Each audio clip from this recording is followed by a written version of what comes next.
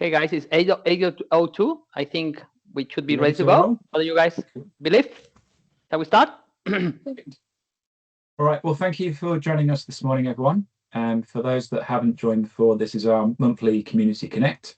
So it's a space for practitioners and leaders to have honest conversations about work and the things that are most important. When we run these, there is no pitch involved. It's here for discussion. We'll present a topic and then we open the floor. So we encourage the engagement and the interaction as we go through. We've got a really exciting topic to bring you today. So this comes from our research that we've been doing, and we're focused around realizing the value of change, and in particular, looking at the levers that drive change: people, productivity, and performance. And this is supported by our handbook for high performance. I know some people have got one on the call. If you'd like one, you can drop me a direct message and we'll send one across to you. And we're fortunate enough to have Ivan presenting the topic today for us. And it's a really interesting one that Ivan's going to talk through. He's blending his background in economics with the work that he does daily in portfolio management and prioritization to talk about thriving in the judgment economy. This is going to be a really interesting one today as we talk about really considering what to build, what to prioritize, and what to stop. So Ivan's going to open up the conversation and he's got a few thought-provoking slides to talk us through, and then we'll open the floor for discussion. So without further ado, I'll hand across to you, Ivan. Thank you, Marcus, and thank you everyone for coming. Just one note, I will encourage interaction as we go. It is not my idea to just talk to you for a little while and then have the interactions. I think we can keep this conversational as much as possible, and I would love to hear from you, your thoughts. As Marcus mentioned, I am probably trying something new today, which is a topic that I have been researching about, which is this idea of the judgment economy. As Marcus said, blending my economics background with something we do here, and I think you will judge it at the end, but I think those two topics work quite well together. So let's go with thriving in the judgment economy. Why what you choose matters more than what you make. So any thoughts on what the judgment economy may be? Oh, can go around the table. Glenn, you have any thoughts on what it may mean? You get to make a judgy call and choose what you want to go and invest in. And you were right on the top of my screen. That's why. Fine if you want to give it a go, or I can carry on. No Sorry, worries. did you miss my response? What's the case is in the current investment thing, you get to make a personal judgment or a moral judgment about what you want to go and invest in. Okay, that's cool. I like the moral judgment idea.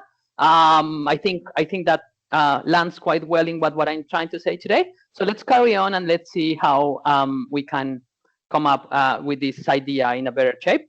So obviously we need to, when we talk about the judgment economy, we need to talk a little bit about what's going on in terms of what's going on in our context on AI.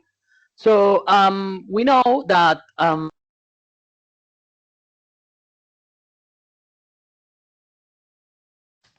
you're on mute, Ivan. Yeah, Ivan, you're on mute. Yeah. Thank you, Gary. I just press space and I mute myself. So what I was saying is that when we talk about the judgment economy, we need to talk about AI and what's going on with it. But it's not only about AI. That's why we are trying to make a little bit of a pivot from it. But let's see how it goes. So as I was saying, AI can write, can draft, can design, can summarize faster than any of us. We have no doubt about it. We use it every day, most of us. And we know that the hard part is not longer making things or creating or ideating or brainstorming. It is not hard as it may probably used to be in the past. Now, the idea of creating stuff or creating ideas or even creating content in thousands, I just was reading the news this morning and they say that 20% of YouTube is AI slop or AI generated stuff. So creating content has become super cheap. We all can do it. Before, creating content was a lot more expensive. So that's why we are going from a content economy to a judgment economy. So before we carry on, I want to ask you a question so we can provide a little bit more context about this. I know that's maybe rhetorical, but I just want to have a discussion about this. Who has more ideas, reports, emails, and content than they can realistically act on? Yeah. Maybe all of us? Any comments on that? Sharon, you have any? Yeah, funnily enough, this is something that is really resonating with me, because over the last couple of days, I've come to the realization that my brain and my body is overstimulated. There's just so much information coming at me, and it doesn't matter whether it's social media, it's work, it's family chats. I am constantly hooked into something, and I'm going, I don't think this is a very good place for me mentally and physically, because I don't get a break from it. Oh, that's great. That's a great reflection, Sharon. Thank you for sharing that. And it's clear. It's not just about work and emails and reports. It's also about content from family, content from social media, news bombarding us from lots of different ideas. Maybe sometimes even contradictory ideas. We cannot even define what's true, what's not true, what actually inform us or what disinform us. So that's a really nice reflection from you. Thank you, Sharon. Any other thoughts? Chris, you wanna give it a go? Ivan, I'd like to add one. Sure. I get a lot of stuff that is from Australian national organizations, and it's events in Sydney or in places where I can't physically travel to. And I'd love to be able to filter those out and just focus on things that are close enough that I can act on them. Interesting. Yeah, like that, Shona, as well. Any other thoughts about that? Many ideas that we can realistically act on, and it's about the action there. Yeah, I think the as you say, more reports, emails, and content than you can act on. The most useful information I think I probably ever have is the information that's in this notebook, which appears every Friday afternoon when I pause and go, what does this all mean? And I write about 5 pages, and that's actually the most useful information that ever comes into my head. It's what appears in those pages, having been bombarded with other information the whole week. And it's only that pause and reflection moment that actually adds the value. That's so cool. And actually being intentional about that pause and reflection time. You know, like how did you come up with this realization of needing a pause and reflection time? How did I come up with the idea? Yeah. Oh, I don't know. It's okay. read in a book somewhere. Okay, we should share that book with us. Okay, we'll be waiting for that podcast then to come. So yes, the world has changed. Back in the past, for those who are old as I am, information was scarce and it was hard to get. We had to go to libraries. We had to, read lots of newspapers in order to be relatively well informed.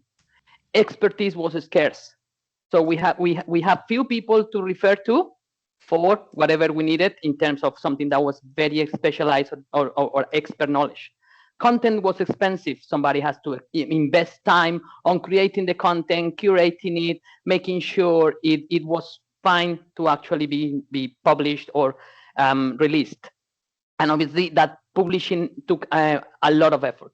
Nowadays, as Sharon and Shona and Chris mentioned, information is abundant, content is abundant.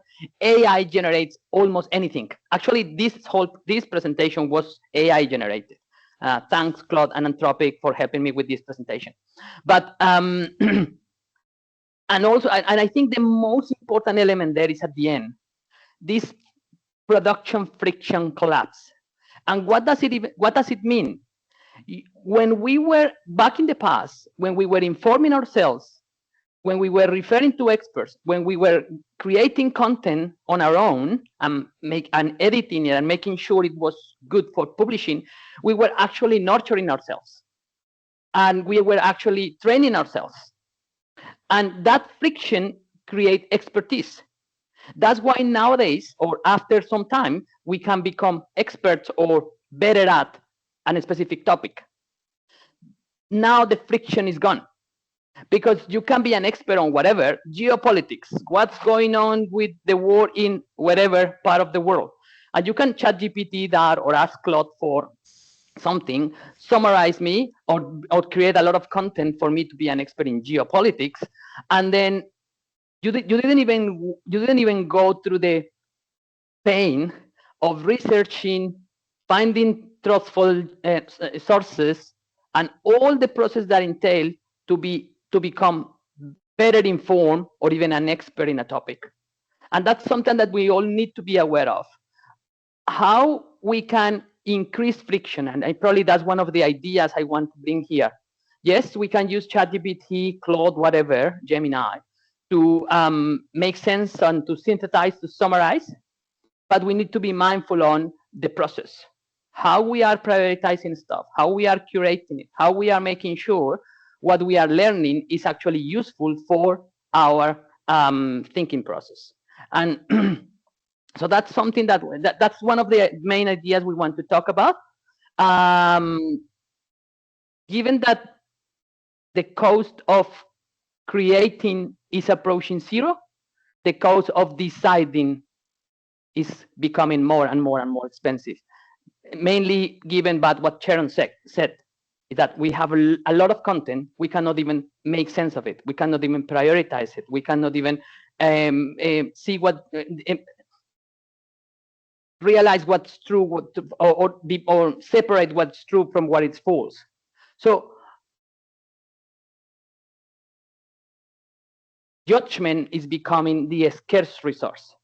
And one of the simple definition of what economics is the management of scarce resources. So before we managed content, because it was scarce, it was expensive to produce.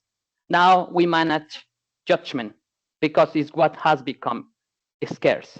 And I just quote unquote intelligence, because I am not 100% sure AI is actually intelligent. Some people say that is a stochastic parrot, making sense of things that are already created in the past. So not sure if intelligence is an adjective we should use, but anyway, let's use it. As intelligence becomes available as software, judgment becomes the scarce resource. And that's why we humans need to play the strong and the lead on what's going on. So again, to go a little bit on the conversation, could you tell me when was the last time you struggled because you didn't have enough ideas?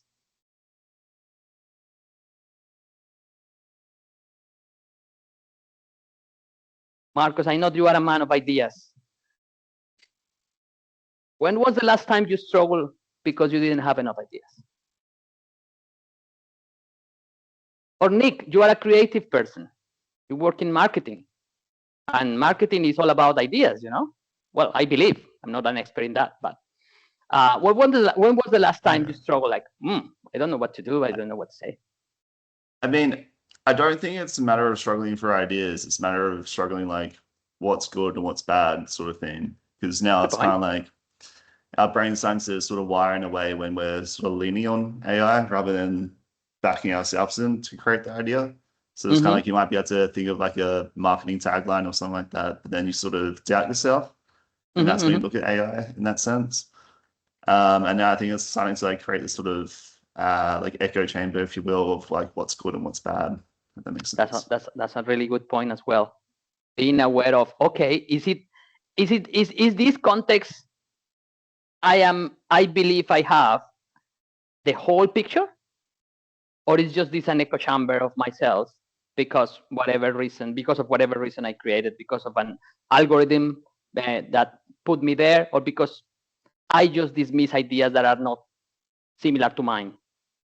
So I believe we all struggle answering that question. When was the last time we struggled because we didn't have enough ideas?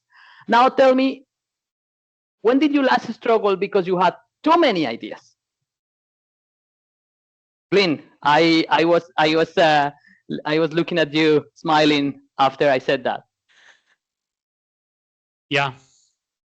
I'm just thinking about a meeting I've got later today, and someone took, 200 sources of SAP content on a particular issue and then got AI to consolidate it all together. And then there's now 15,000 words of stuff that is almost impossible to digest. So, yeah, what happens is sometimes as it goes and obviously amalgamates content, it just becomes too much.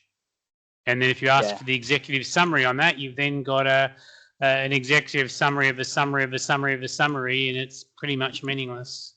So, yeah, that's for us. And here is one of the points I want to start, like bringing these two ideas together, as I said at the beginning.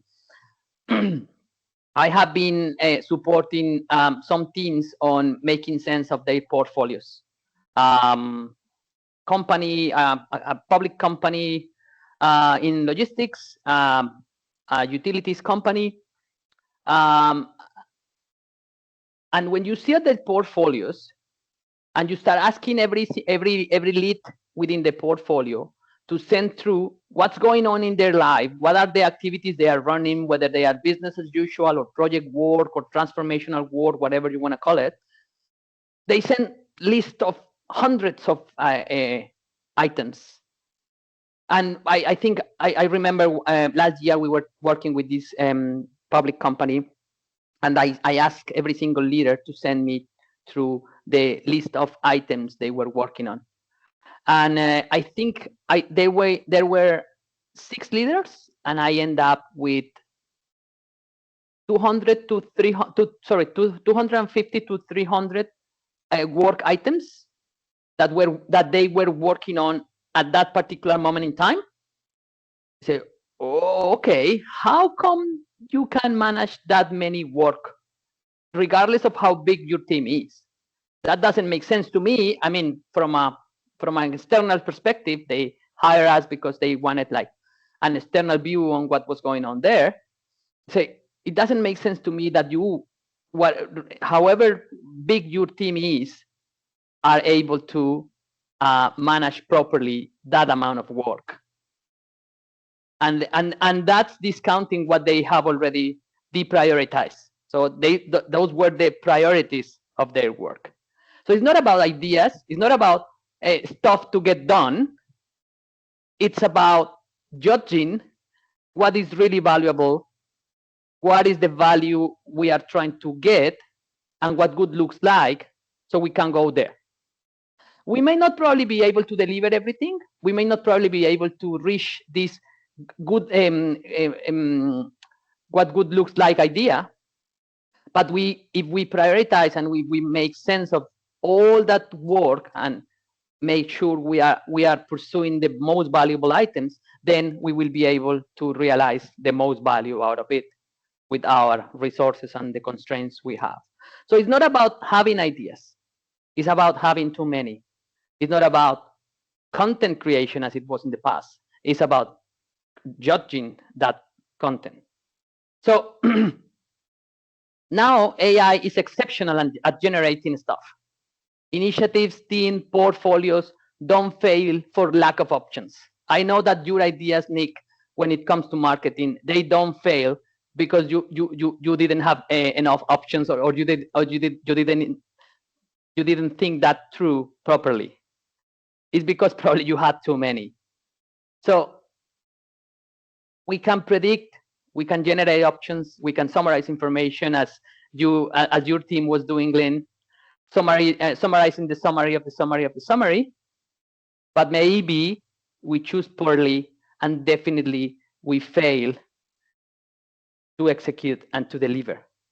So So it's about cheap prediction or cheap content creation versus expensive content, judgment. So it's not about who creates more or who ideates more or who generates more ideas or who can fill up a Kanban board or a portfolio board.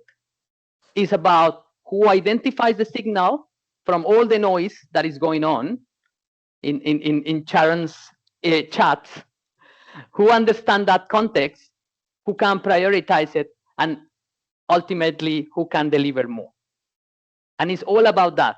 It's all about delivering it, making sure we have ideas, but making sure we deliver those ideas. Otherwise, it's just nice thinking. So again, I wanted to talk about the friction paradox. I want to skip. I think I already talked about that, but it's about now that we can create more context, we get bombarded by that content, but we at the same time we don't nurture ourselves to be able to separate what makes sense of what doesn't. So I want to introduce this idea of the matrix of thinking for all of us. And I think, I don't know if you have work in the project world, we used to have the Eisenhower prioritization matrix. That may be somehow similar, but let's explain it a little bit more. When it comes to thinking, we think about insights or thoughts, what the thoughts we have, and there is also about how polished and how well produced those thoughts are. So sometimes we just have some scribbles in our notebooks, and then when Chris sits himself on Friday to make sense of them, they are just scribbles, they don't make sense, they are not polished. He cannot even read them because he wrote them in a rush. So that's a moral mess. So probably Chris just skips that section and just ignore it. I'm just guessing, mate. But probably that's what you do. But sometimes you take the effort to ask AI for that. And it produces this, and now Claude does it. It's amazing.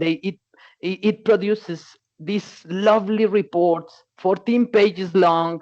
And you know, like, and I think Claude, and I'm just being a bit conspiranoical here, but I think Claude produces a lot of content in order for it to burn tokens. So when you ask for a report, it's a 15 pages report. Everything is very well organized. You know, all the stuff is in the place that it needs to be. It numerates. It labels everything. It's so nicely polished, but there is no substance. You can read those 15 pages and there's nothing there, or it keeps repeating itself. You know, this report could have been just one single page, or this report could have been just a reply on the chat instead of a Word document or a PowerPoint or whatever. So that's what we call what we call polished emptiness.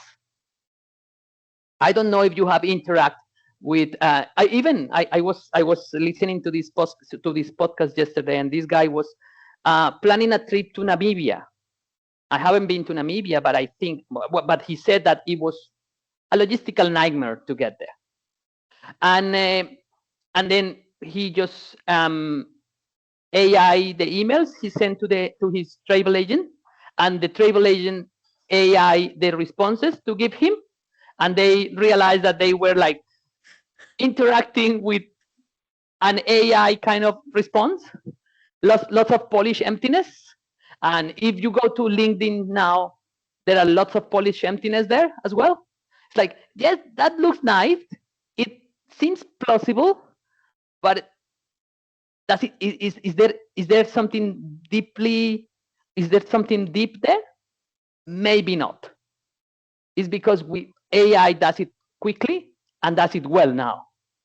The reports are very well written and very well polished when it comes to details. So that's polished emptiness.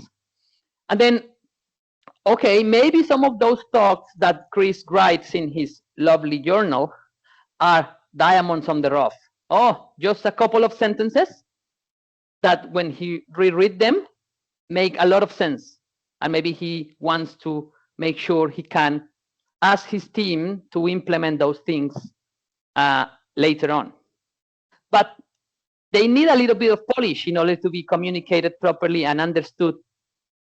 So that's why we need to go into crafted mastery.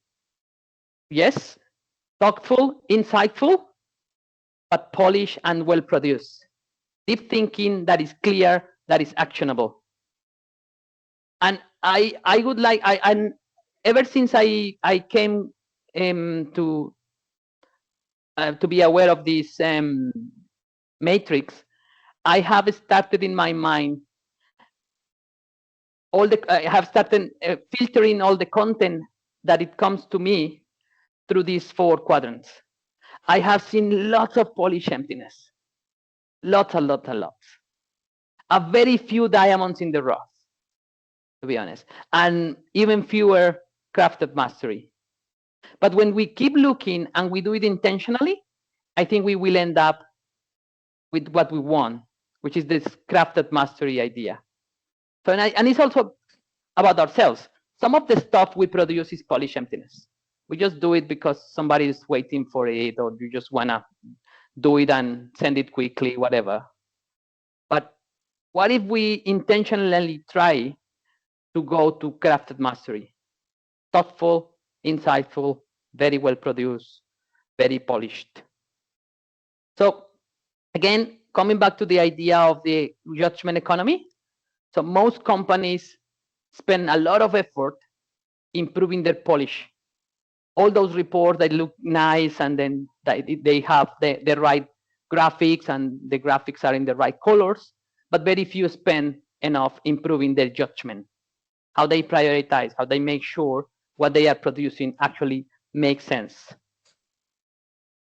Another idea I want to talk about is when it comes to a lot of content, when we are bombarded and flooded by content, there is this idea of becoming better curators of that information. So can somebody tell me what they understand about being a better curator? Can we open the discussion there? Henriette, you have any thoughts? I'm not shy.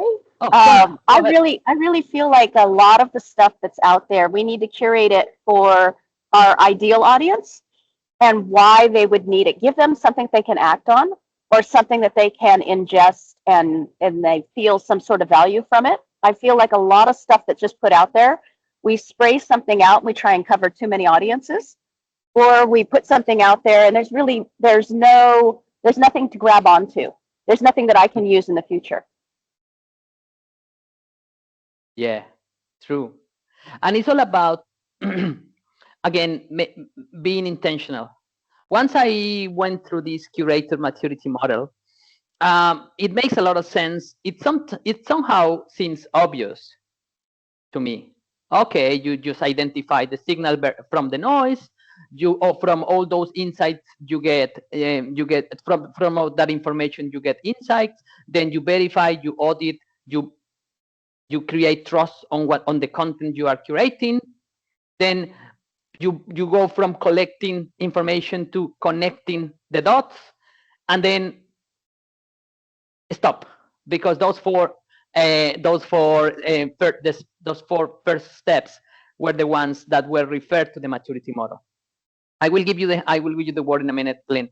But it is not about just making sense of the noise, grabbing the insights, verifying, auditing, and earn the trust, and connecting the dots.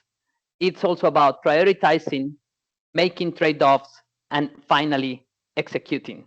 Otherwise, it's just ideas. Yeah, well polished, maybe mastery crafted, but ideas without execution are nothing. Glenn. Yeah, so my question was going to be, within these 5, where is the context? And then When you just told me to hold for a sec, I saw the tiny little heading above number 2 that said context builder, because you can provide as much information to be polished as you want, but what's really important for that decision maker is, well, what's the context that I'm digesting this information and making that decision based on? Context is so important. Yeah, absolutely true. And Glenn, given that mention, I prepared something for you, which I will present later on. And one of the main elements and the first element for that framework I will be presenting is context. How well we can grab context. When we go into a new project, how well can we say what's going on here? Some people say, who is who in the zoo? Those questions, again, we need to be intentional in order to get the better context we possibly could from that particular situation. Sharon? The one thing that jumped out quite clearly to me reading through this is we need to, or me personally, I need to apply my human intelligence to artificial intelligence. And I thank you for these 5, because it's absolutely crystallized it for me, is instead of falling into the trap where everyone goes, AI is the best thing since sliced bread and, coffee pods, just take a step back and go, well, human intelligence has been around for a long, long time, and we've managed to get ourselves this far. This is just another tool. But at the end of the day, human intelligence, human emotions, human experience, human context does need to still be applied. Otherwise, we're just, I don't know where you'd end up. But for me, it's I need to re-engage my human intelligence and not be fall into the trap that AI is the be-all, end-all. Agree with you, Sharon. And it's not a linear process. It's not something that we do step 1, step 2, step 3, blah, blah, blah. It's something that you need to come and go.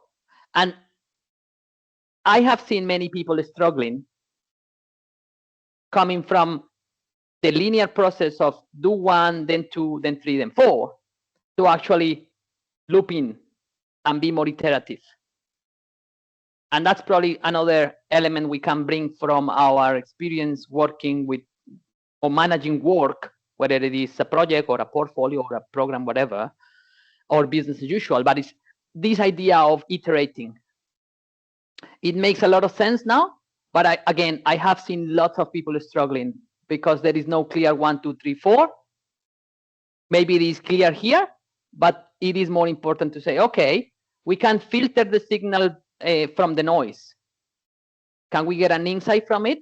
Oh, no, not yet. Okay, let's go back to get more signals and then see how we can go. And then probably sometimes we can go and execute something, but anyway, we need to come back and get more signals and probably go through a lot of noise in order to get them. So this idea of becoming better curators is not just something that we do linearly.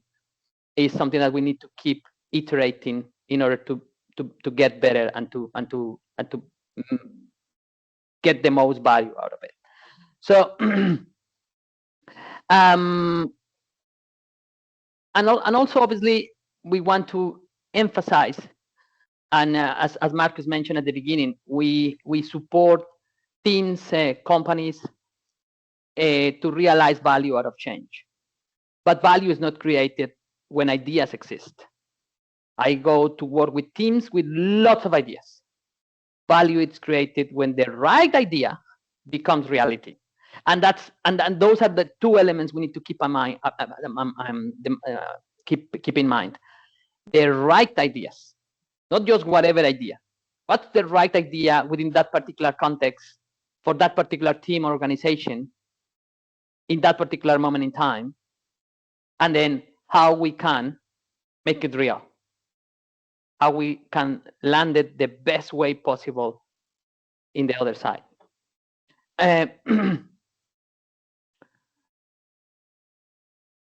So I think you all have experienced this from what we have said today. The issue is rarely a shortage of work, it is abundance. And it's funny because they are, cutting off people here and there, blah, blah, blah. And if you go and see what they were doing and all the portfolio or the planning they have done, there's a lot of things there. That's not the issue. It's how to make sense and how to get value out of those ideas. Too many ideas, too many projects, too many initiatives, too many priorities. That's always an issue. When we go and work with teams, as I mentioned before, oh man, tens of priorities. What really matters there? And it's super hard to get out of that mindset. Oh no, that's important, but that's also important, but that's also important. And that's important and urgent at the same time. Okay. And everything becomes important. And everything sounds plausible. Oh yeah, this makes sense. It's a good business case to do this. And this other thing also makes sense. Everything brings a benefit. So if we evaluate things individually, they all make sense. They all bring benefits. Every team believes what they do is important. Well, thank God we do. But is it really? And I think, again, the intentionality of it is key. Is this really important? Is this really plausible? Is this really beneficial compared to each other? What's the real priority? You cannot have 10, 15, 20 priorities. You need to have 3 or 4. Otherwise, you won't make anyone real. So is this idea of, okay, ideas, content were expensive in the past. Now they are cheap. Now what's expensive is to judge on what to act. What starts, what stops, what waits, what gets funded, what gets attention. And that's the power of stopping on Friday and think, okay, what is good? What makes sense? What needs to stop? What is good, but not for now? Okay, let's put our money, our effort, and our time on this, and let's make sure that is executed.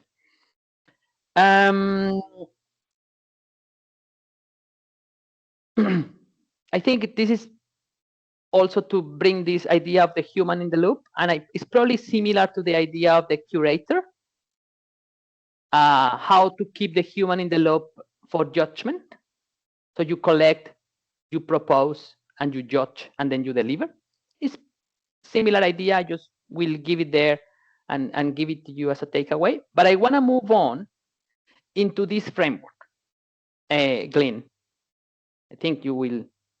This will resonate with you. This is just a thinking framework, and we got it from one of our partners, AI Academy, and it's quite interesting because they use it for AI prompting, how we interact with AI. And I have been using it, and I think it has served not just the purpose of creating something with AI, which was probably the main purpose I was trying to get, but also to make more sense of the context, to ask myself the right questions, to go and dig more for all information I need, to be more intentional about what I input.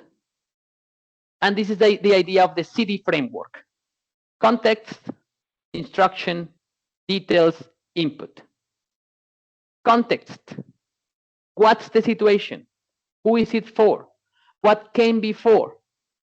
And I have tested with some people I know, and it's interesting when we are prompting an AI and we are talking about context, we tend to go right away into the instruction.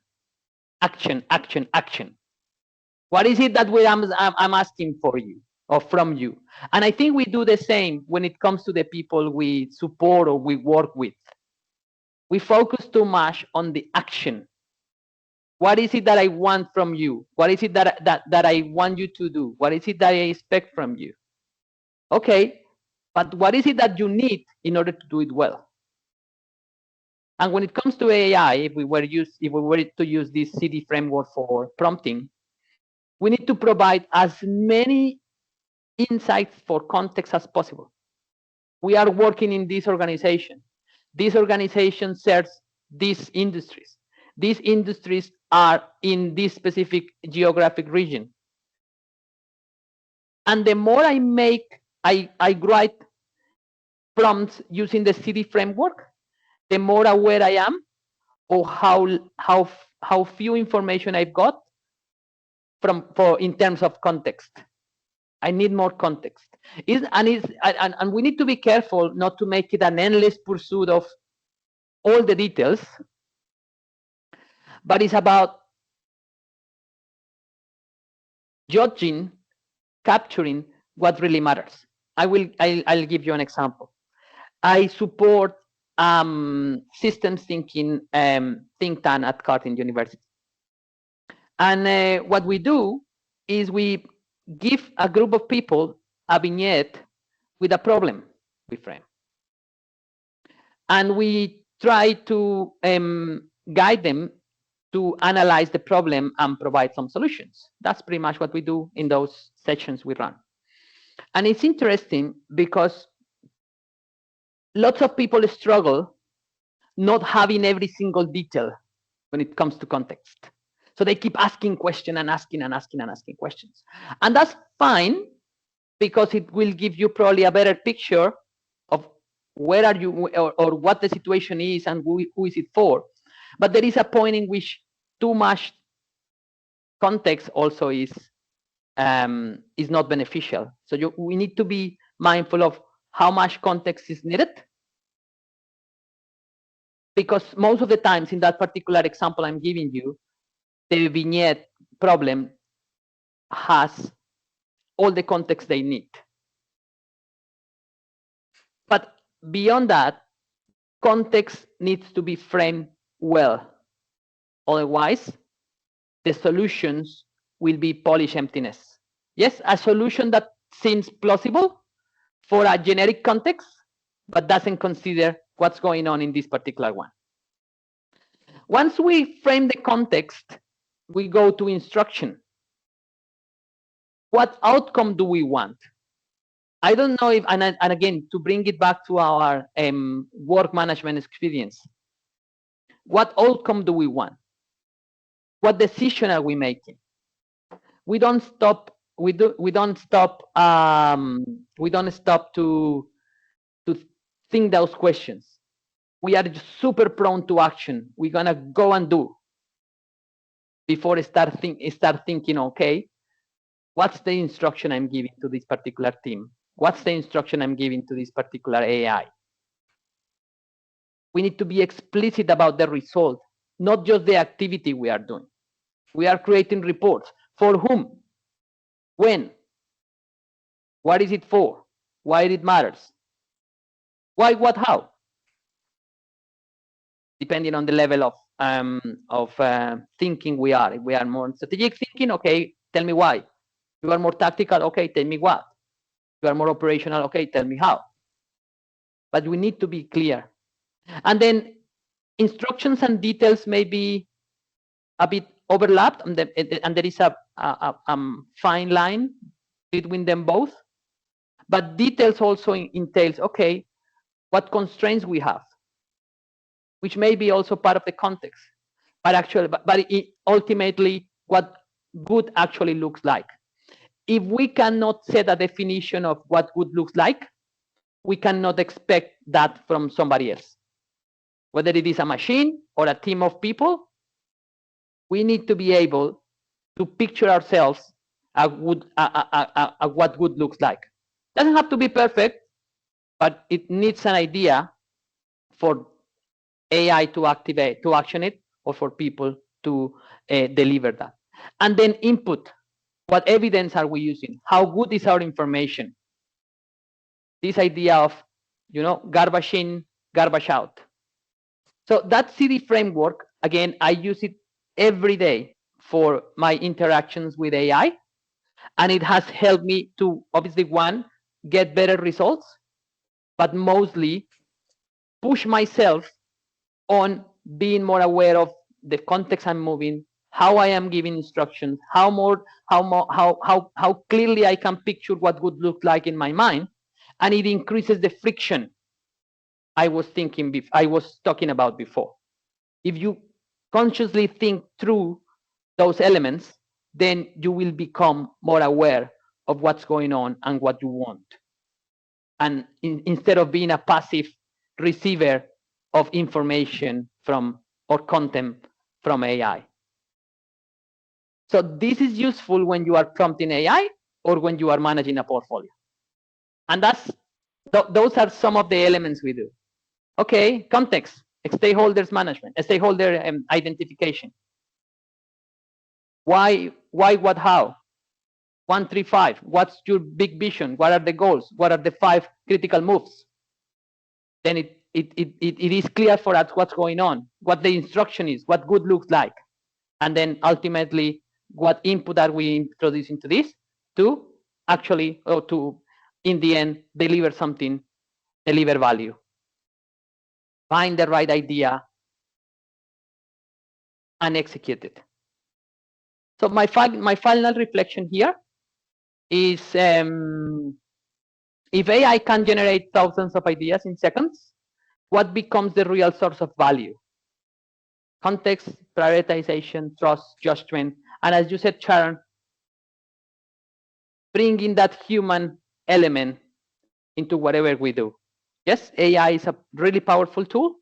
It augments our capacity and capability, but we need to be in charge of judging and identifying what really matters.